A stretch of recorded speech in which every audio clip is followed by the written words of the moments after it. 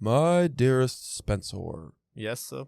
I would like to regale you a tale from Alan Moore's Jerusalem. Hold on, let me get the pillows and the blanket for the night.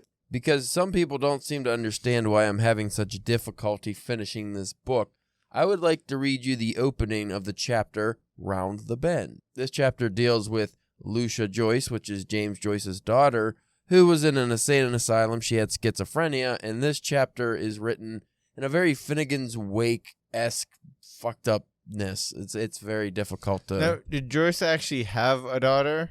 I think, yeah, she was a dancer. She was a real person. Okay. I thought maybe if she had a daughter, but this wasn't like, maybe she was named something else and just, Correct. made a fictional, daughter. That would have been probably a better move on Alan Moore's part, but he didn't do that. And he says some salacious things later on about this woman and James Joyce's family, and I don't know if it's true or not. I've only 5 pages into this chapter. You'll see why, but let me... A week into the chapter and you're 5 pages. Let me read the first paragraph or so, and then, we could judge it based on that. No, this is so they know this is actually the readable... No. Just let me read it. Okay. Just let me read it, and we'll have a revelation. All right. Round the bend.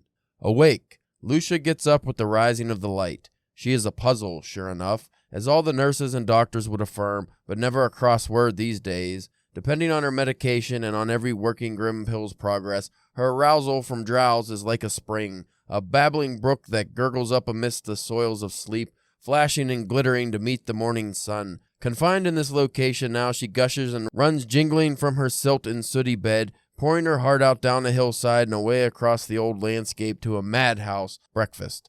Ah, what a performance, practice and plausible. A plausible applesauce. There's a reason I said that. She clasped her hands over her ears to drown out all the dreadful wailing and the sorry implications of her family. With her bunions all complaining, she escapes the settee of distraction and begins her everyday pilgrimage towards redemption or towards the holy sea, towards the tranquility of night. Spooning the tousled egg into her scrambled head, she dwells, as ever, on the past now. Now, just that alone is challenging. Mm-hmm. I appreciate what he did there. It's very lyrical. Again, like a Finnegan's Wake-esque. But I enjoyed that. Like, a whole chat that's 47 pages long, so that's difficult to get into. But let me reveal something to you, Spencer, and to the listeners. That is not the chapter Round the Bend. That is the translated version I found.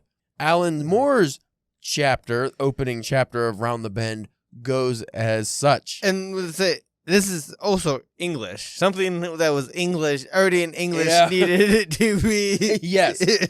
Let me reread what I just read, but the actual Jerusalem version. This is the version I started reading and had immense trouble getting through, 5 or 6 pages. Awake. Lucia gets up with the rise, sing of delight. She is a puzzle, sure enough, as all the nurses and the doctors would affirm, but never a crossword these days, depending on her medication and on every working grimple's progress. Her arouse from drowse is like a spring, a babbling book and booger. A babbling, such a weird word, not babbling. A babbling book that gurgles up amidst the soils of sleep, flishing and clattering to mate the morning sun. Confined in this location now, she gushes and runs tinkling from her silt and softy bed, pouring her harp out down the hillside and away across the old manscape to a madhouse breakfast. Ah, what a performance, practice and plausible. She claps her hands over her ears to drone out all the dreadful willings and the sorry implications of horror formulae. With her bunions all a-complaining, she escapes the city of distraction and begins her ever-daily pilgrimage towards redemption, or towards... It's like I have to have Mushmouth read this. Or towards the holy sea, towards the tranquility of night. Spooning the tasseled eggs in their scrambled head, she wells a iffer on the past now. Yes. Well, that is technically English. It is written in such a difficult way with the combining of words and letters and sounds. The person who translated that, hats off to you. God bless you. Doing the Lord's work. Now, when I threw in that applesauce and whatever else I said there, he has a lot of things in brackets because the words either can mean different words or he just wasn't sure, so he had different words that it could be. But there's also like an index or something. at the end of this, it has like, for numbers, like footnotes or something. So it's probably going to explain a lot of this stuff, which I'm not going to read any of that. I don't have the time. I'm never going to finish this fucking book. But good Lord, why? Why are we doing this, Alan Moore? Yeah. One chapter out of just this whole book, you're just going to write nonsense. And like, wait to the end where you're already battered, tired you already beat it into submission from the book. Like, you couldn't even do that in the beginning where you have some like gusto and you're just like, yeah, man, I'm going to read this book. A little bit of vitality to get through it. No. You're worn out and you're at the end of the marathon, and then you look up and there's a fucking mountain that you gotta climb. Now I want you to pull your giant Bible of that thing out real quick and look at the cover on that. Look up in the corner. Is that a penis? Yeah, that's a penis. Is that what that's supposed to be? That is a man's penis. Okay. This is supposed to represent, I forget the name already because I've read it so many times. There's a game that what are essentially angels. They're called builders. They play, it's like pool kind of, so that's supposed to be the corner ends, and it is a long fucking explanation. There's so much in this book that I could never do justice of a review. I'm not going to ever try. Regardless. This is the book that needs like the companion podcast to it. Yeah, it's not going to be Oh, us. no. No. So the fact that Ash and I were going to, like, we had an IRC, we're supposed to do this. I think we only made it like a couple chapters. Yeah, what were we thinking? Because you didn't even put out any episodes of that, right? Like, I put up the first two maybe, and then I canceled it. Like it was too much. We didn't, and that was like 3 years ago. Yeah, and we did Oblivion to the climax, to the end. If you folks want to read Alan Moore's Jerusalem, I say do it, but be prepared to spend 6 months on it. What about going back now? You had your choice to reading it or listening to the Audible version of it, but it's being read by Alan Moore. Oh, I couldn't do that, but there is an Audible version of that chapter. I can't get it because I don't have the Audible. I'm not paying for another book. No. I already bought the 3 books in one or whatever. But the Audible version, apparently that chapter, when it's read, I don't know if I did it justice, but when it's read out loud, I'd imagine carefully, you can understand it more because it's very like phonetic or something. I'm not sure. It was something I saw on Reddit, but I think that's probably the best way to go. I just thought that'd be a fun way to open, but we will get to the episode. No more Alan Moore talk. But if you folks want to bitch at me about not finishing the book, that's why. That would be a big reason. So stick around, and we have an okay show for you.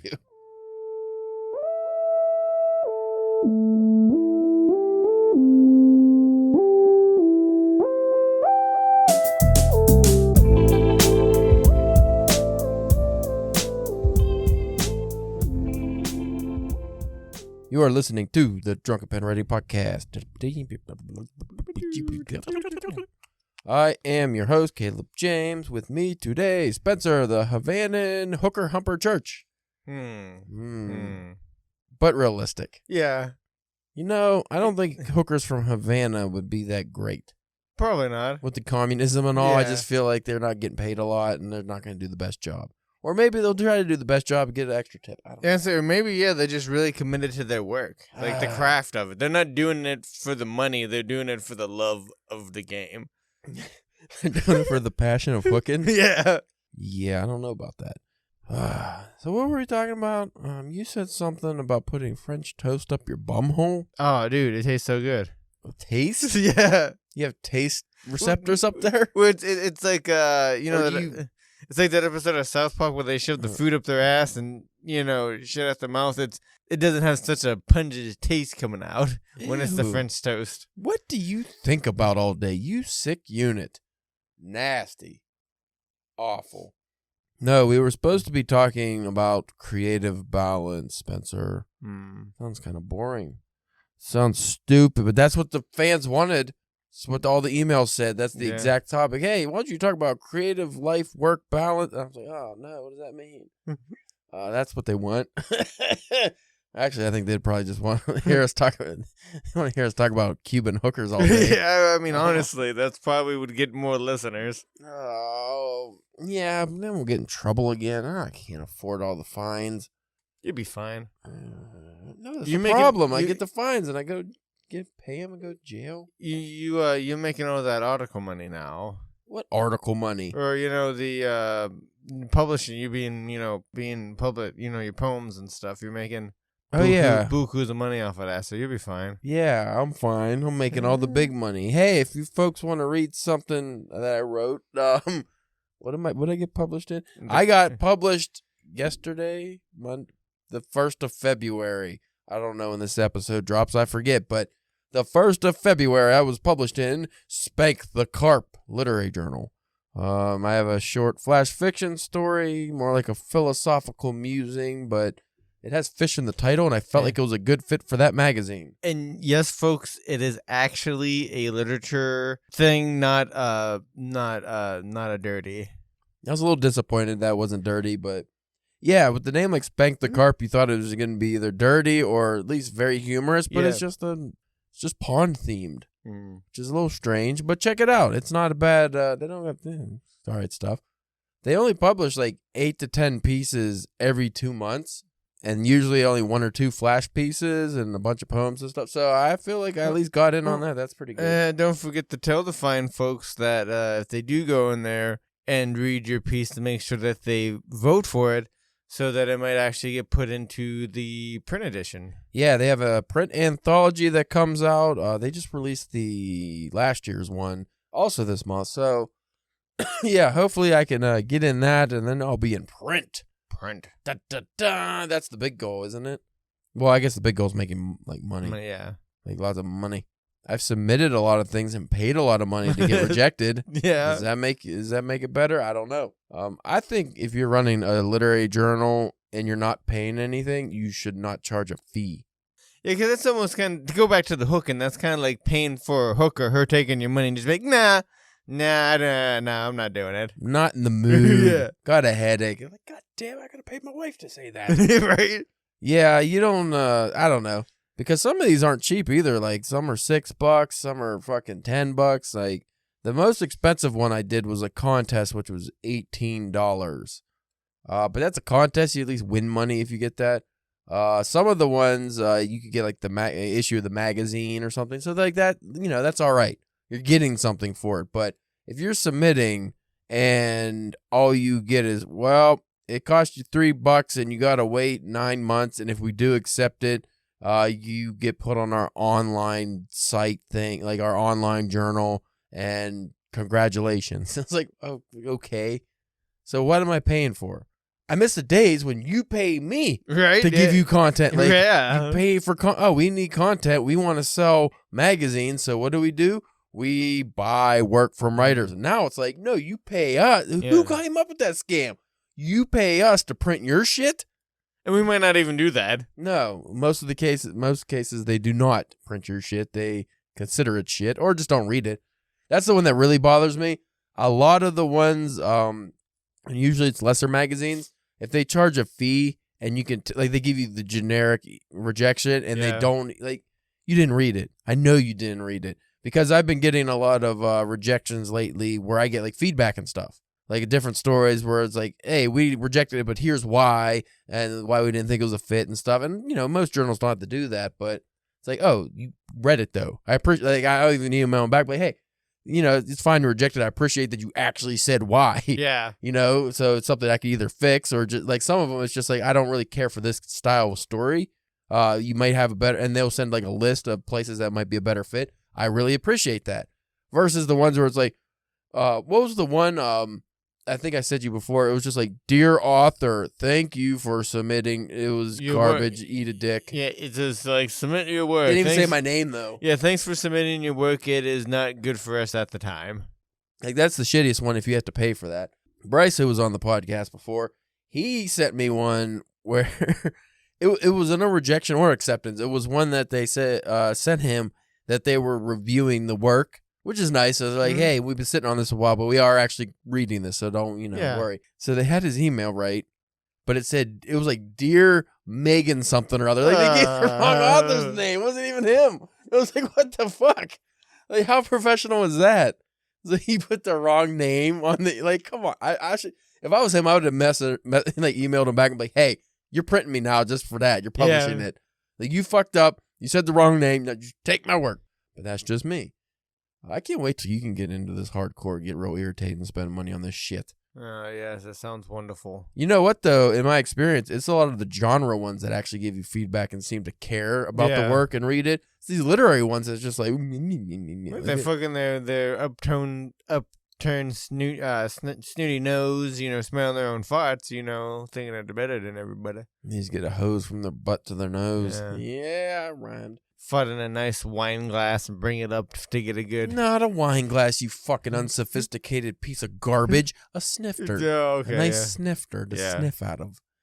Do you know any? That's why you're not high society. Yeah, that is true. Yeah, how dare I think the best method to smell your farts is to fart into a wine glass? What was I thinking? You're like in the caveman days. Yeah. You just go in the a closed bathroom or closet and put a blanket over your head and do the deed. Sick. You get too much other sense in there. It's not condensed enough. I don't even use a toilet. I just go out in the yard and dig a hole and take a shit. Whoa. I'm sure the neighbors like that. Especially if you go at a regular time. You're like, I'm not going to look out the window at 3:30. Spencer's home. People start believing that it was the dog. And you're sitting there reading on your phone or something, or reading a book too. So you're like out there for 45 minutes over a hole. It's like Spencer has an immaculate squat technique, though. I'll give him that. I don't know how he's able to do that, but he is not falling over. And he's not touching the ground either. I don't think we've ever veered off topic so hard before actually getting into the topic. This might be a record. You know what? Since we're already off topic, this can't be a DBS episode because we had two in a row, but it doesn't matter. At this point, it doesn't matter. It doesn't matter. I had my writing workshop yesterday, and I did, we needed something, we didn't have any volunteers that wanted to submit their work. So because we had one new person anyway. So I didn't really have anything I wanted to submit because the problem is a lot of the stuff I would submit, for critiques and reviews and stuff are all out on submissions. Yeah. And it's I don't want something to get reviewed. And then I find out you could do this or, because it's already out there. Mm-hmm. It's what's the point? So I submitted, which I normally would never do, unfinished first draft of the story I'm working on, a very rough draft. Mm-hmm. No criticism, surprisingly. Mm-hmm. So that made me feel good because I'm I'm in the right direction. Apparently it's a really good story so far and very unique. So I'm shit, now I got to nail the ending, So I am excited about that because that's one I think I could actually, I'll probably enter into contest first. And then if I get rejected from the contest, I'll work my way down from higher end magazines to dog shit ones. Because usually I just do a smattering. If I have a short story or something that's it's not that great. I'll submit to, you submit to some of the big ones if they're free, just, shits and giggles. But then you submit to, the lower end ones, but you try to find the ones that respond the quickest. And then you can, because what's the point of waiting 6 months to hear a no, Yeah. If it's something it's probably going to be bad anyway. But some of the lower end magazines, they'll publish it just to, publish something. Yeah. Neat content. Yeah. So anyway, we have a show about nothing. No. Creative life, balance, work, creativity, stuff, art, pseudoscience. Life. Liberty. Pursuit of shit. Yeah, I was gonna say, I hope you're not going with happiness because I don't. That dream died a long time ago. We once had a great man named Benjamin Franklin, and he believed in freedom and happiness. And another fella, I believe, went by the name of George Washington.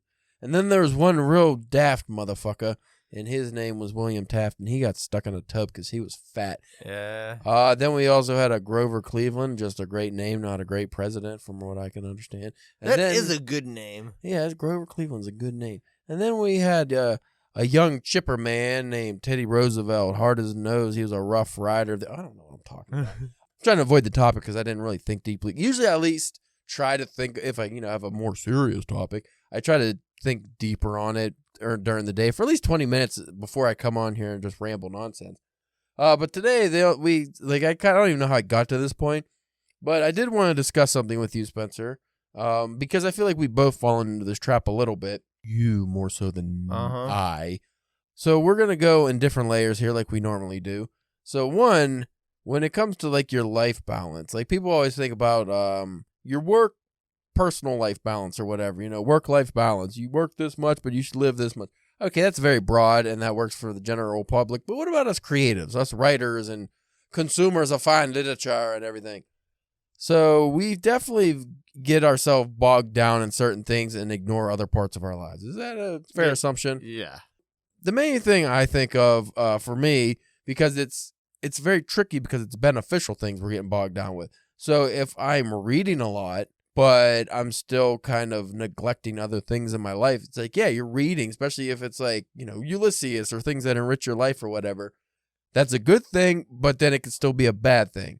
Which, we can talk about like movies and TV can fall into that category, but say you're reading a lot or even writing, like you're creating something, but you're still ignoring your relationships in your life. Mm-hmm. You're not doing a good job at work anymore because you're too focused on whatever you're, reading or writing. Well, that last one might not be too bad. No, I'm talking about people with real jobs. Oh, okay. If you're like a doctor or a lawyer or something, you have a career. Yeah. Okay, I should have said career, not job.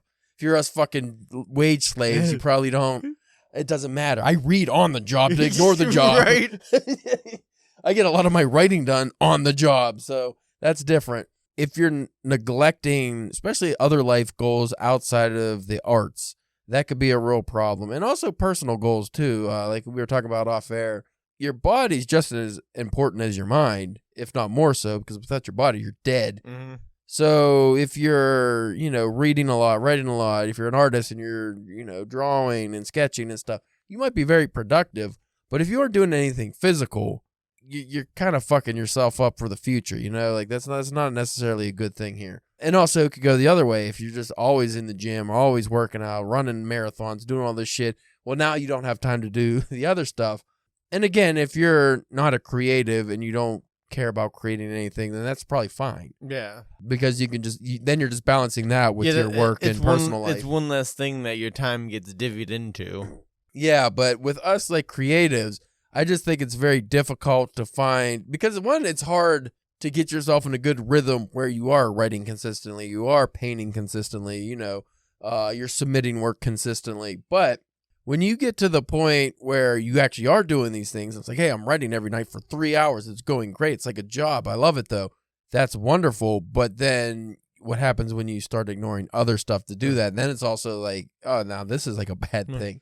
Well, it's like, just like do the math on it. So, you say us, the normal folks, you are working 8 to 9 hours, depending on how your lunch situation might be put up. Let's generalize and just bust out 16 hours out of your day for sleep and work. Yeah, sleep and work. Very general. That gives you less than 10 hours to do your writing or your reading or your relationships or, it's very... Not to mention if you have kids, that's like the big one. Yeah, if you have family, dealing with family members and stuff like that, it's whoever came up with the 24-hour... It's a dick, man. Yeah, come on.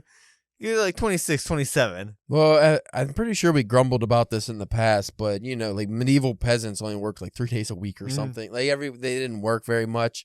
Even though life sucked back then, it's like, oh, they knew that you had to live versus working all the time. You work to live, not live to work. But now we're in a culture where it's like, oh, you gotta work just to, you have to show off, You have to have a nice car and you have to have money and you have to all this shit. But then now we're at a weird point where it's like, it doesn't matter because if you work a lot, you're still poor. Yeah, it's like, you're working just to survive. Yeah, just to survive if you're lucky. But unlike our peasant ancestors who they worked to live, but they were able to enjoy life, as much as they could back then by not working all the time. They only worked when it was needed. Versus now where it's like we've had it set up so even if you have a decent quote unquote of like $18 to $22 an hour, let's say. When I was growing up, that would have been a lot of money. Now that's like what, the new $13 an hour. Yeah, that's not even like, that doesn't even give you like, if you take that and do by the end of the year, a lot of places that's not even below the living wages of whatever state. That's what I'm saying. So even if you are working a 40-hour work week, if you are single or you have kids or something, you're not getting any government assistance. Let's say that. Yeah. Like when I was single, I made slightly too much money to get government assistance, but since I don't have kids, I couldn't get anything.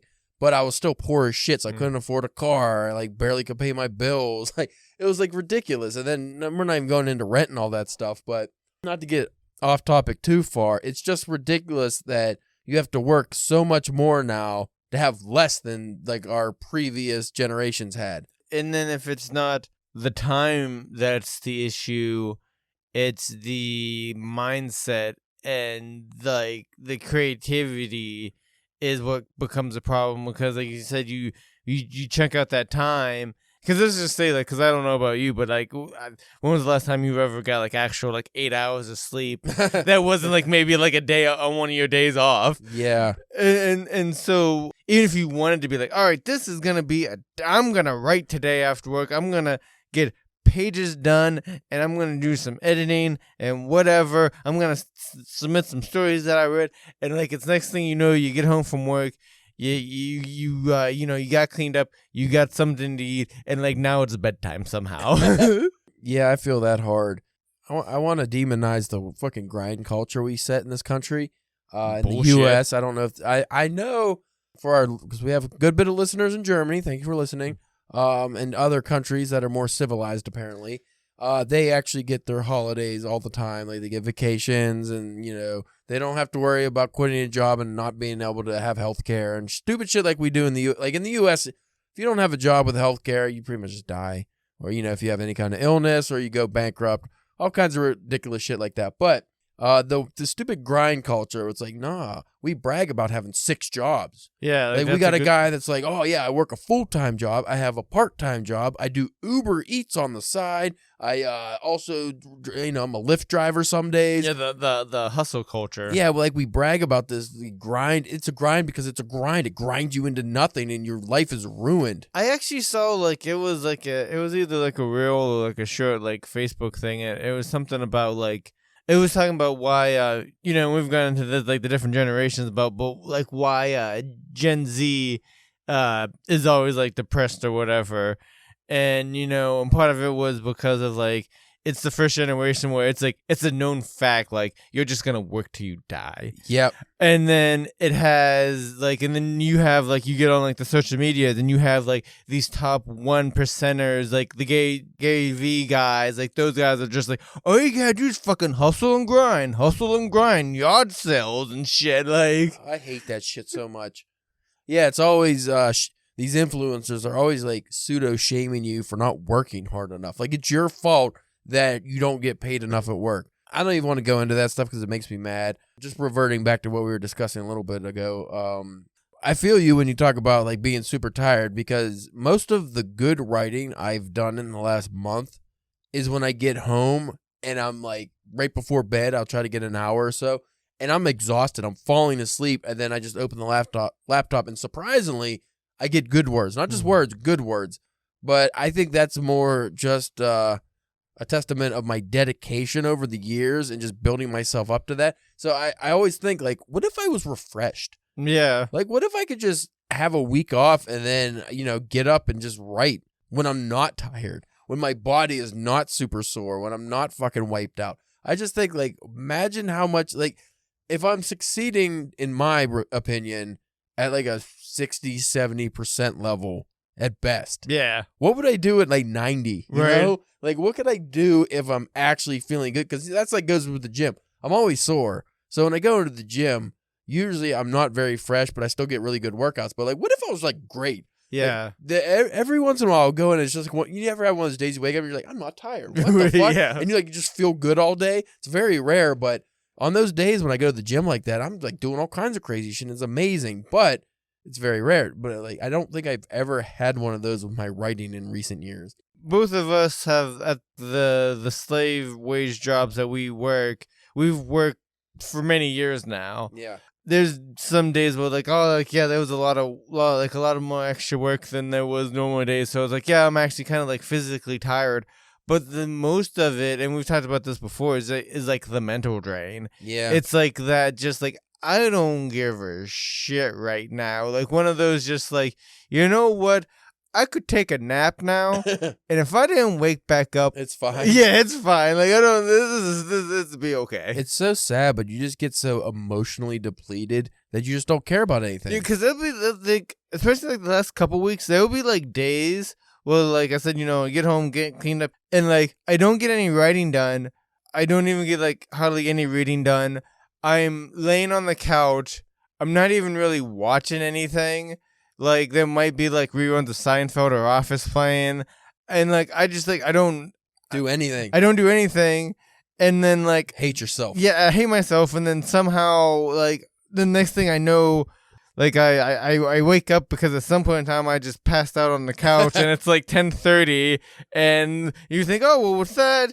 And then go into actual bed like, oh, that's some extra actual sleep, but no, we get up the next day and it's still just terrible. And this doesn't even factor in people who have like office jobs and stuff where they're commuting crazily. Well, that too, but just constantly using their mind for whatever. Yeah. Because at least like our jobs are, It's we could go on autopilot. Yeah, it's mostly physical labor. Yeah, so we just go on autopilot. It's not very mentally taxing. But there's people that, you know, if you're crunching numbers all day, if you're at a computer all day, how do you go home and just like, I'm going to write now? Like that would fucking suck. Yeah, spending 8 hours staring at a screen just to go home and try to put another couple of hours in. Yeah, I think at least we have that.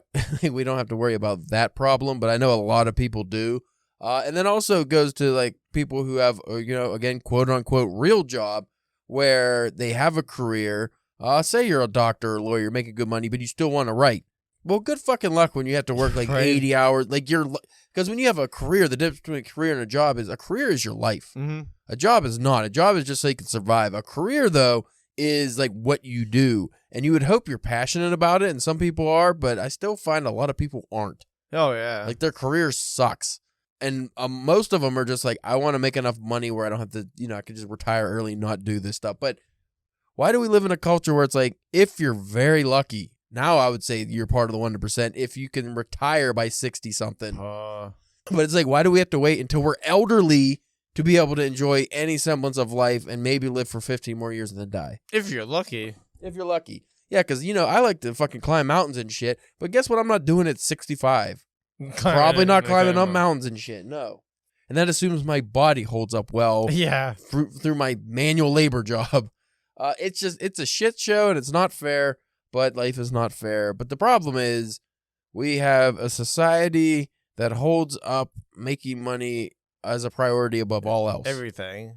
Because I will say this, even though neither of us are religious people, when religion was more of a focus in this country, we'll just say like the 50s, okay? First half of the 19th or the 20th century. First half of the 20th century, you had people where it's like, yeah, we have to work and stuff, but religion's still important. So we still have to, you know, go to church and take time to, you know, pray or whatever you do. But it was like, that's more, like God was more important than money. Yeah. For the majority of people. But then over time, like, you know, people became less and less religious and stuff. Which personally, I think that's fine. I don't like organized religion. Yeah. Spiritualities, that's a different topic. Like, that's fine.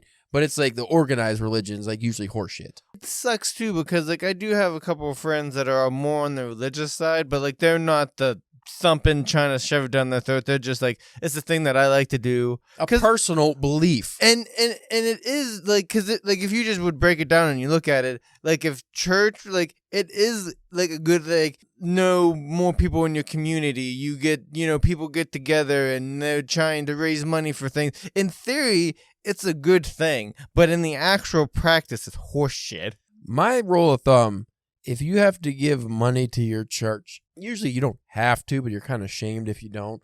But if you go to a church and the pastor, the priest, the rabbi, whatever it is, if they're driving a way nicer car than you can ever afford, maybe that's bullshit. Right. If you are, and that goes with government, we know, we talked about this before. It's like, why are government employees leaving government as millionaires on their $150,000 a year salary, and then in 2 years they have $10 million? Something's fucked up. Yeah, something happened there. That's fucking dog shit. But anyway, we could rant all day on these things. Oh, what was our initial point here? The how religion, yeah. like so.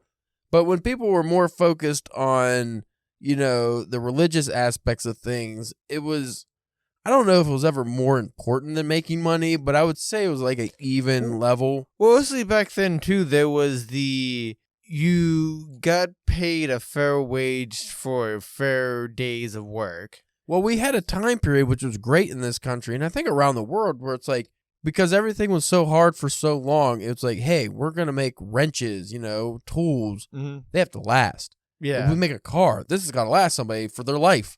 Like, they made things that would last because that's, you know, they didn't think about, if we make a car that lasts 25 years without problems, then people aren't going to need to buy new cars. Right, yeah. I mean, and that goes fucking toasters, fridges, like... When's the last time you got a lifetime warranty on something? Right. Yeah, toaster, fridges, everything was made to last indefinitely until, and if it broke down, like a lot of times, like, I bought a fucking expensive refrigerator, but it has a lifetime warranty. If it ever breaks down in my lifetime, I can get a new one. No, no fuss. We don't have that now because now everything has to it actually went the opposite direction. Now we make everything so cheap that you have to buy a new one every 6 months, every year. Like, you know how many tools I just snap in half? Like, how do you snap in half a steel wrench or a hammer? Yeah. It's like, what the fuck is this garbage made of? And then cars, don't even get me started how fucking dog shit cars are made now. I hate everything. It just pisses me off that, like, we let capitalism just destroy everything. It's like, why does everything have to be so expensive? Why do we need so much shit? Why does Walmart need to be 90% stacked with shit from China that nobody even buys? Or, like, why is it like, we made $19 billion this year. The next year, we only made $17 billion. We're failures. Yeah, well, like, what? And that's profit. But meanwhile, when we started the business, we only made a couple million. Like, it's like you already have more than enough. Like, the Jeff Bezos, like, what are you doing with that? Like, I don't know if I'd even want that much money. I never understood I would feel so weird having it. It is a weird thing, but I never understood this whole ideology of every year or every quarter or every, whatever has to be a record. Yeah. Like Walmart does that shit. It's like, we set a new record this year in sales. And every year, if you don't meet that record or exceed it, even though you're still making, that's the thing, you're still making profit. Yeah. A crazy profit. A ridiculous profit. But if you don't make a new record, then all of a sudden, we got to lay off some people. We got to cut hours. It's never like their shit that they do. And it's never come from people who are actually doing the job. You never pay the CEO less. Yeah. You don't fucking minimize their bonuses.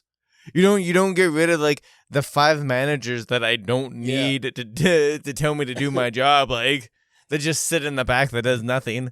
Hey, sorry, buddy. We had the exact same amount of profits this year that we had last year, so no bonus for you. No, they're not going to do that. They're going to go, Spencer doesn't need a my share every 3 months. Why are we giving him extra money? Fuck that guy. Right? He can just slave away in the fucking deli. Like, eat a dick, you fucking assholes. I don't understand how we let it get this bad. And it's only getting worse. Oh, yeah. And like you said about stupid Jeff Bezos, like we have these fucking rich overlords now that have so much money that you can't even take them down. No, like, they don't have to pay taxes, so you get so rich that you don't have to pay taxes? How's that work? You have more money than, like, some countries or continents or what, like, it's ridiculous.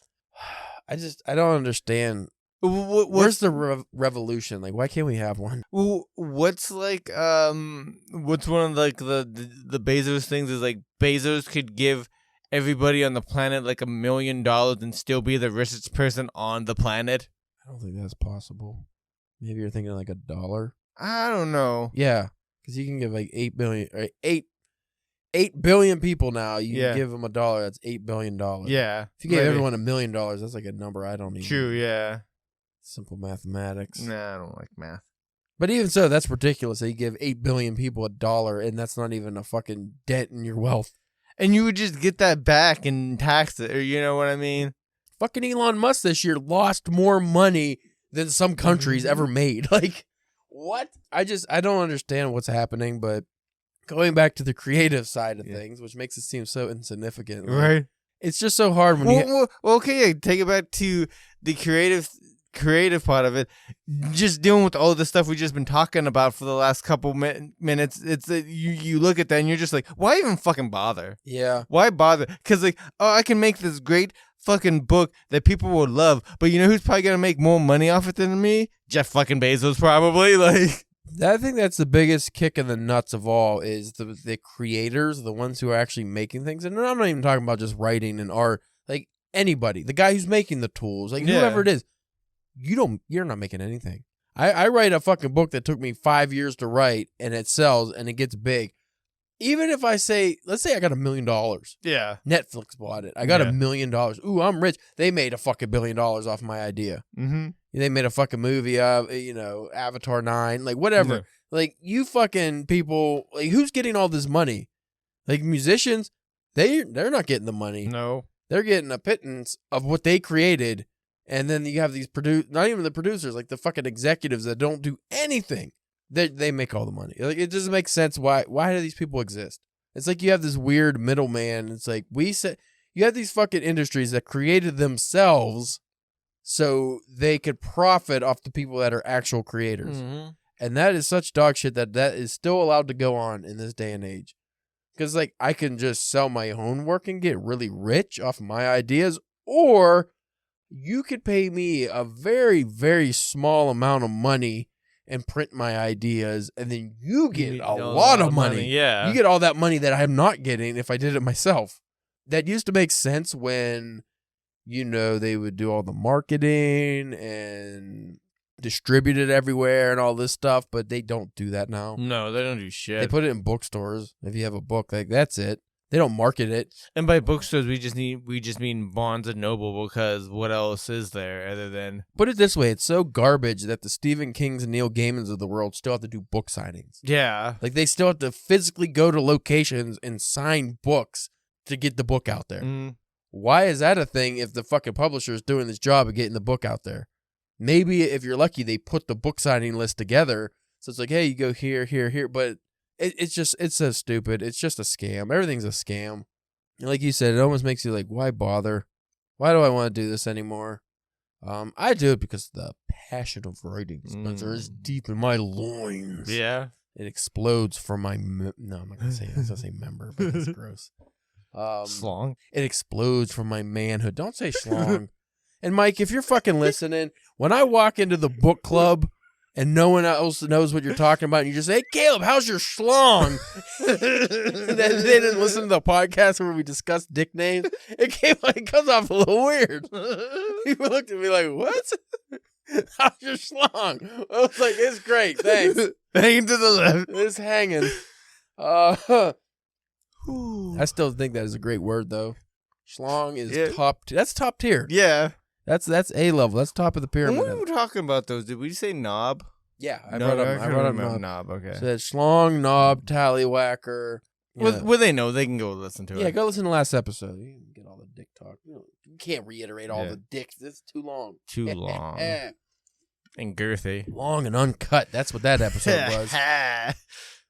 Do you have anything else to add to this awful topic? I mean, we should probably at least wrap it up in a way that makes sense. I mean, probably nothing more than just be more rambling of the things that we've been saying for the past half an hour. Instead of ranting, how about real quick we come up with some kind of solution, if we can, of how you can balance. Maybe even better. Murders? What would be a good balance for your creative life, you think? Like, what would be an ideal day for Spencer? Let's say you still have to factor in work and stuff, but what would be like if things weren't shitty and you got paid a good wage and you actually enjoyed your job? Let's say, what would be the good creative life balance for Spencer? Clear fantasy. Clear fantasy would be, work the 9 to 5 there. It'd be nice to be paid enough and have enough being cared of to where you could have you could only have an extra day off. You could work 4 off 3. That would be nice. That would be great to have that extra day. I would even do 4 10-hour days or 3 12-hour days. I would do something like that to get some extra days off. I would definitely do that. And then, doing all that, not have any, almost no emotional breakdowns or, anything like that. Unless it's a happy emotion. Yeah, well, I mean, when's the last time? I've had ever have a happy breakdown? I'm just so happy. Oh my God, I can't. That's what, jubilation? That's something like that. Believe it or not, that used to be a thing. People would be happy, jubilated. Oh wow. Yeah. Joyous. And then, I mean, it would just be the ability to be able to, because honestly, like we were saying at work, I'd get a little bit of reading and, there. And I would like to be able to, even if it's just 2 hours, you know what I mean? If you're really able to focus and put the work in, feeling fresh. Yeah, 2 hours, I think you could probably get a good, if you were able to get 2 to 3 hours each day, that that can be a decent amount of work, or editing whatever it is that you need to, submitting whatever it is that you need to need to be doing to work, and then the rest of the time or whatever to, eating or whatever, or then to read and not feel like a piece of shit because because you're like, oh, I've done something to actually earn this. I don't have to be like, oh, I'm wasting my time reading this where I should be doing something else. Yeah, it's very like, I don't know what it is really that gets, because like, I know personally for me to try to help with this while I'm at work, I just try to give like the least amount of fucks as possible. But I still find myself getting like upset over something stupid that somebody else might have done, and they always get like that. And I've got a little bit of where I'm just like, wait, no, it's just a stop. shitty job. Just stop, or just like my boss is getting on me about something, and just be like, okay, it'll get done, and the old. Okay, just say okay until they leave you alone and go onto something else and just get back onto the business that you know that you have to do. But even still with that, it's just still like, I don't know. It's just, I feel like it would almost, I would have to find a different job somehow that would pay me. And like, I don't know. I think that's a lot of it. It's not even like, it's the job itself, not even what I have to do during the job. Like, I don't know. What about you? What would be your, like my ideal creative balance of life? Ideally, I would be able to wake up early and refreshed. Yeah. Maybe do a little exercise and get some writing or reading done. I kind of do that now. I have my language stuff that I do in the mornings, but I would work my job. I would like to keep it how I have it set up now, where I can go to the gym on my lunch. So get like a good hour workout in and stuff, and maybe even get some writing if I have time. But it would be a job I enjoy. The one that doesn't physically destroy me. Yeah. And then my home balance, I would like, again, more writing and stuff. Probably set up like a nice reading time before. Again, my life is actually set up the way I want it. It's just the main thing for me is the energy. Like my job just leaves me so drained a lot of the times and also the 5-day work week is the main thing. Yeah. If I had a 3-day work week, because I don't know about you, I get every weekend off. Which a lot of people would kill for. So, and I used to, I worked 2 jobs for how many years? Yeah. So it's like, I understand, like I worked years without any days off. So I do appreciate having the 2 days off, but it's like Saturday for me is like, I sleep till noon, recovery day. That's because I got an excused work day. Like my days off are already Sunday and Monday, so it's like it's a weekend, but it's like pushed back a little bit. But it's probably gonna be the same. You like that first day, it's mostly sleep, and relaxing, and then then you not got shit doing to do. anything, and then you feel like garbage, and then Sunday I have to do all the chores and everything I need to do. And at no point do I really enjoy my life so much. Like, we go places on the weekend sometime or out to eat or something. But even though, I always feel like I'm half there. Yeah. Like, we go out to dinner or something, I'm just like, I'm kind of half there. You're having a good time. You're enjoying it and stuff like that. But yeah, it's just like, it's weird, especially when you don't get that stuff done. It's like, it's a weird, like you said, like, you're there, but you're not. Or like, you're there, but you can't fully enjoy it as much as maybe the other people are there. Yeah. If I could work a job where it was like Monday to Wednesday, 12-hour days, let's say 2 breaks and an hour lunch. Yeah. That seems fair. 15-minute breaks and an hour lunch. I don't know. Because it's weird because like my job, I make my own lunch and breaks. Like I don't have any time limit. I don't clock out or anything, which is nice again. But what I would like to do, if I had it, is like, I could do whatever while I'm working. So if I could still go to the gym and stuff like that, knocks out a good chunk. Because I keep bringing that up because like, if you go to the gym regularly, or like say you're in a book club or whatever it is, like these are things that take chunks of your day. So if I'm spending an hour and a half in the gym after work, that's more time I don't have to do whatever I need to do, creative wise.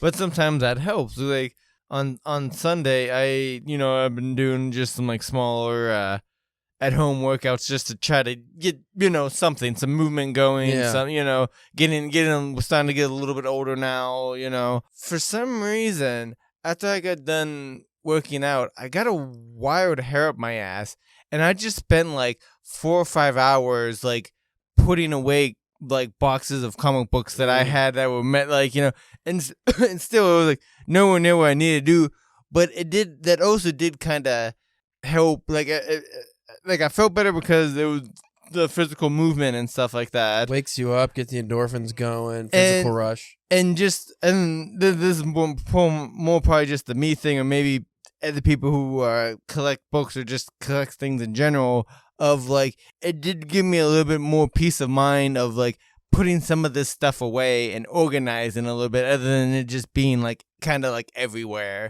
I feel like we talked about that previously when we talked about setting up like a writing, not a routine, but like a writing room or like a specific place that you write a lot.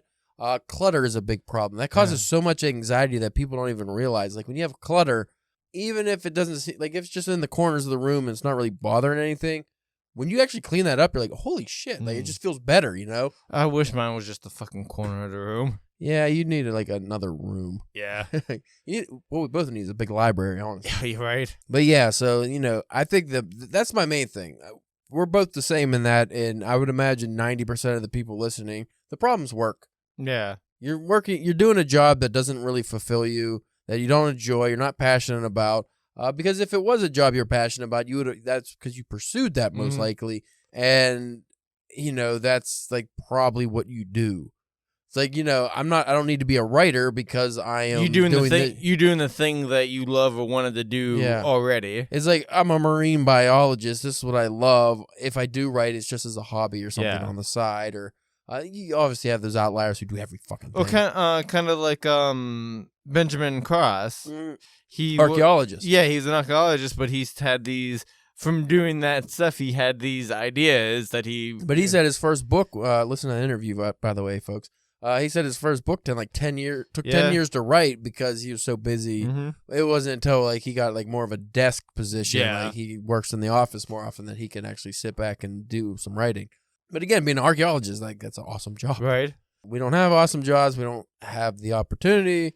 That's another thing. I'll end it on this to really make a fucking downer. I really, really despise this. Well, we all have the opportunity. Like it's always the bootstrap people. It's like, pull yourself up by your bootstraps. Meanwhile, you can't afford the fucking boots. Yeah. It's like, yeah, we all have the opportunity to go and do whatever we want in life. No. You know, I'm sorry, but even if I wanted, let's say I wanted to go to I want to go to fucking Harvard, Spencer. I want to be a scholar. I want to be a professor. How am I going to do that? How am I going to get the opportunity to do that? I didn't have the opportunity when I was in high school. How am I going to do it now? Right. Yeah, if you work hard enough, chances are you might be able to do stuff. But here's the thing they don't tell you. When you work super hard and you're very determined and obsessed with one goal and you're going to make it, if you look at any like rappers or actors or whatever celebrities that you see that have made it, but you hear about them like, you know, busting tables and they worked 5 jobs and they were so focused on their craft, that's all they did. Like Cormac McCarthy's a good example. So focused on writing these novels. They don't tell you that he's like divorced twice. Yeah. They don't tell you that they let their personal life go to complete shit. Yeah. I mean, there's a lot of that with any kind of creative field of like, well, that's just fucking recently Tom Brady. Yeah. He fucking gave up his family to play a couple more years of shit football. One more year. He fucking retired again. Yeah, one more shit. Retired again. Like. One more shit year of football. Like, you have these people that are obsessive, and I don't know about you, but I think there's more purpose to life and fulfillment of life than just what you could create or what you do for a job. It's like, yeah, I understand wanting to create great art, but I'm not going to, like, if they're like, hey, Caleb, you could become, you know, the next James Joyce, the next Faulkner. You could be celebrated for eons. You could be the best ever, but you have to, you know, divorce your wife, get rid of your house. Like your wife becomes this, your marriage becomes a shamble. You lose the pets. Yeah, get divorced. You fucking lose the pets. Everything you worked for to this point. You have to go and live in a fucking shack for a couple years, and then you get millions. You'd be like, honestly, I don't want that. Yeah, like I don't want to give up my life just for one pursuit. But honestly, you shouldn't have to. Right. That's the problem with this country. Is like a lot of times, like they say, writing is a profession of the middle class and up. Like poor people can't be writers because just being able to afford it. And I never really believed in that, but now I think there is some truth to that because I'm up to like 80 submissions or something. Mm-hmm. I've been rejected, I don't know, 20, 30, I don't know how many fucking times. But like if you looked, because I catalog how much I've been paying for a lot of submissions too. If you're like poor, like I was in my 20s, like don't have a fucking buck to my name. Yeah.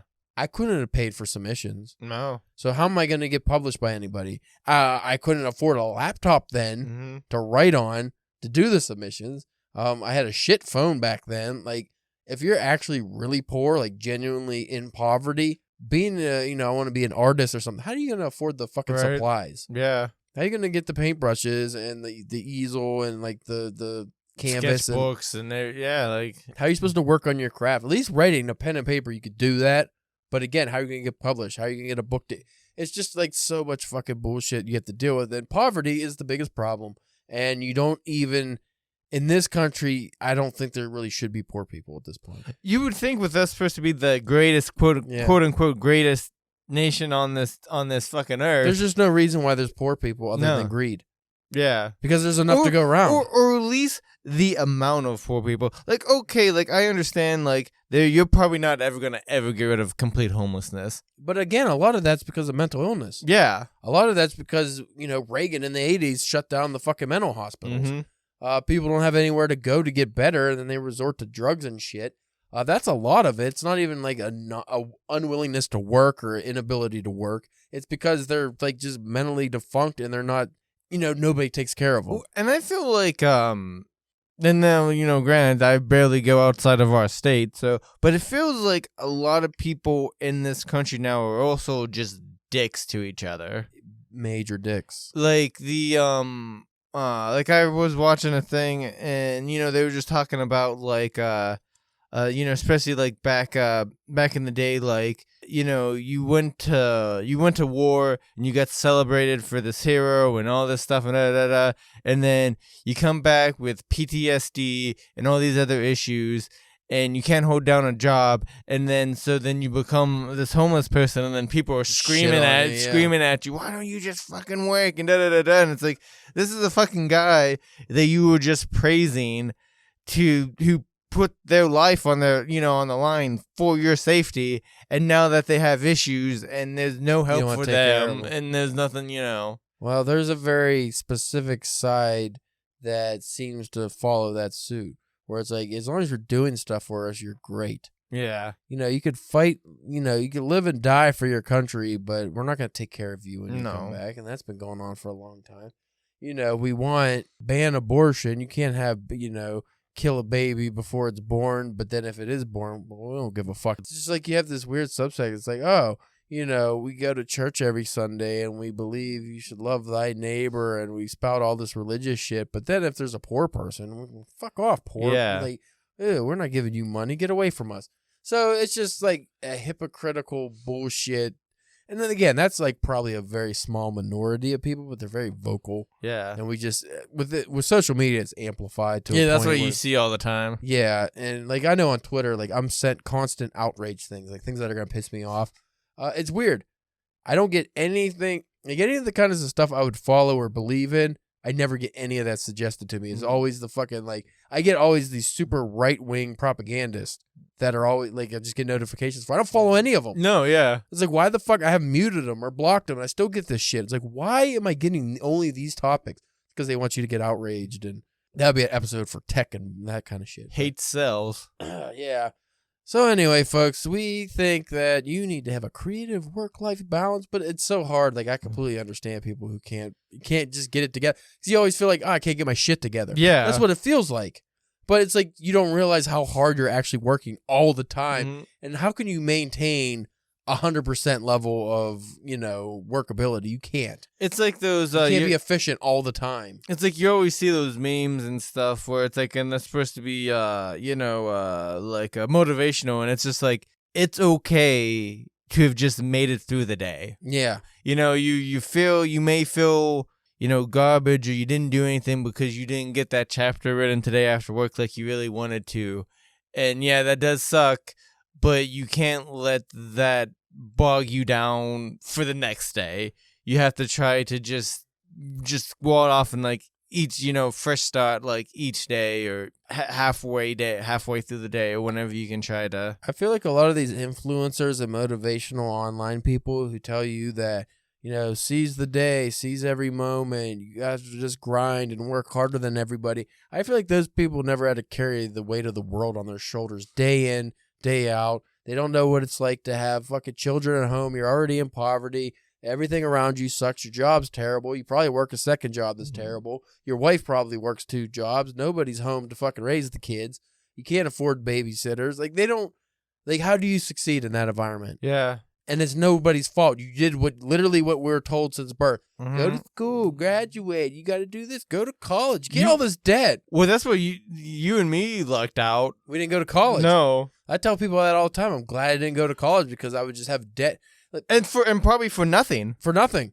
Because you know how many people I know that got fucking degrees and they make less or at best the same as me? Yeah. I know one person who makes like a couple grand more than me a year, and they went to all the schooling and have like $500,000 in debt. It's like, what was the point? Yeah.